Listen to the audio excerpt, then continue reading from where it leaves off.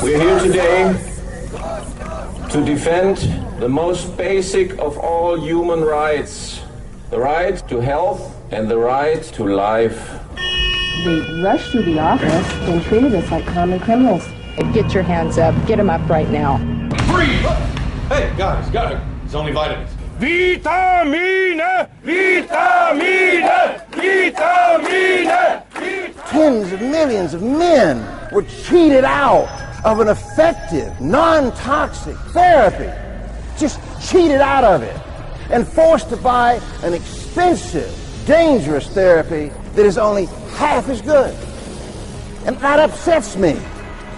I'm angry about that.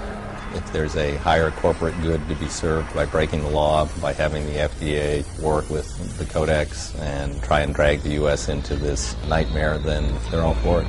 Codex is bad. It's bad for a lot of people. And it's bad for the very people who need it the most. And it's the power that's in the WTO that we have to deal with ultimately. And I don't like the trend. Turn the camera off.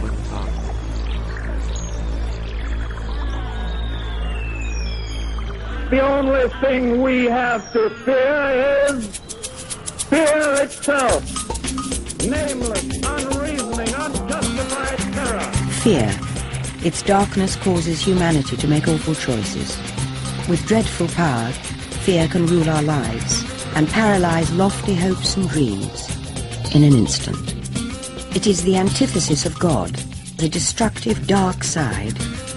It is the ghost that haunts the mind, a universal trait, a global affliction, and deployed all too often by those intent on inflicting control over the masses. Fear preys on the most vulnerable among us. Fear sells, and nowhere is fear peddled more shamelessly than in the fields of medicine and human nutrition.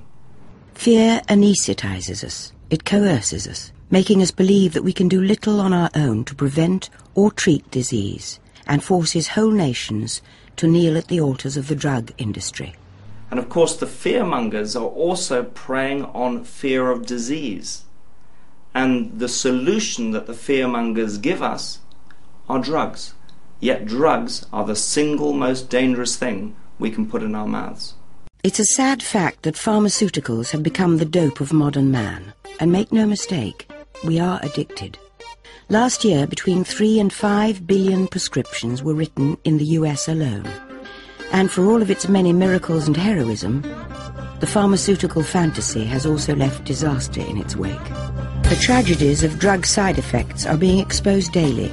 Prozac, Vioxx, Celebrex, Baycol, Lariam, and Zoloft, just to name a few, are deeply uncomfortable reminders that secrecy and sales have often circumvented safety.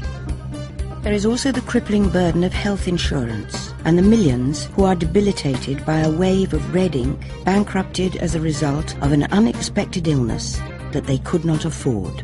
As if by design, health choices are limited, information is scarce, lives are ruined, and the truth be damned.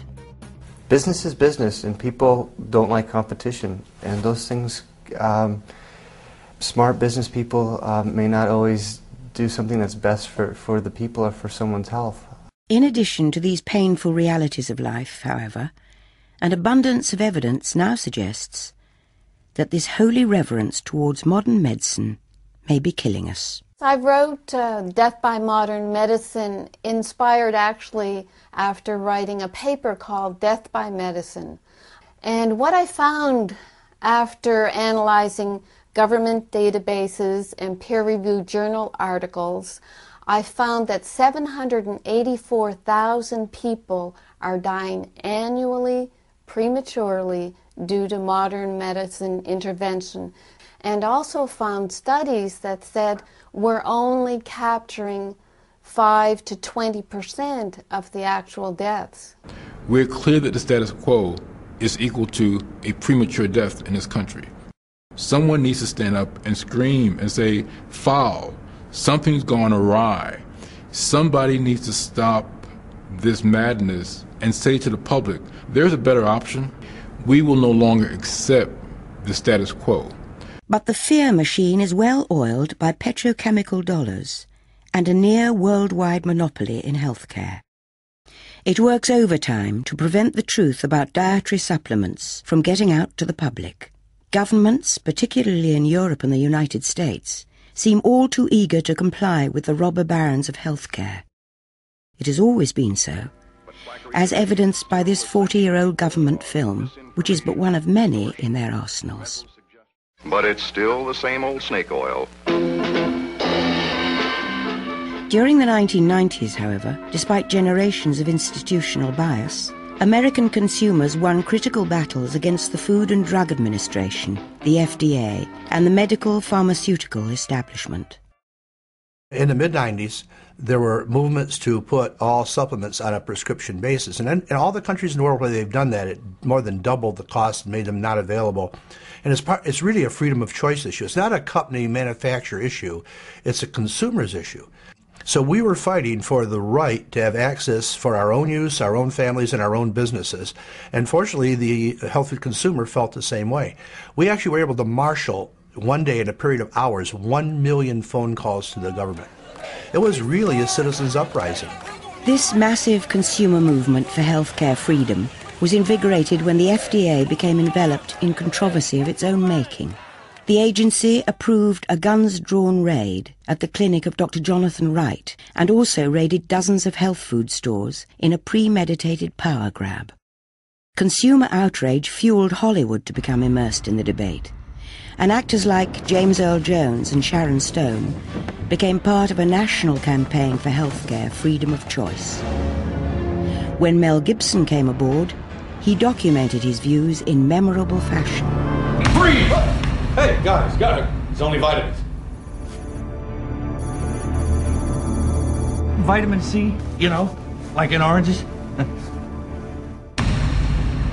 The result of the consumer outcry was that DSHEA, the Dietary Supplement Health Education Act, passed overwhelmingly in 1994. This became the only national law that linked the use of nutrients in dietary supplements to reduced risk of disease. And since DSHEA helped ensure relatively free access to a wide range of dietary supplements for consumers, activists pulled back from the front lines, thinking that their struggles were over. Others, like Joe Bassett, knew better. We're in a particular industry, for the sake of a better term, the health food industry, that's always been under attack. It's never stopped. It still isn't stopping because you have vested interests. In our country, you have everybody using vested interests, and the ones that are really entrenched use the government. I believe DSHEA has always been under attack, except for the first few years after DSHEA was passed. The present attacks are very broad, which means worldwide, and some of the attacks are just specific to the United States.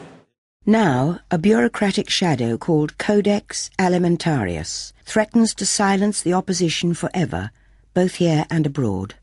But Codex began innocuously enough in 1963 as a creation of two arteries of the United Nations, the Food and Agricultural Organization and the World Health Organization. Back then, nearly everyone endorsed their two major goals, to provide nutritious foods for developing nations and to shape guidelines for dangerous industrial chemicals in the food supply. Within the past decade, however, Codex Alimentarius has altered its mission dramatically, many say negatively so, to include a wide swathe of products, including dietary supplements and genetically modified organisms.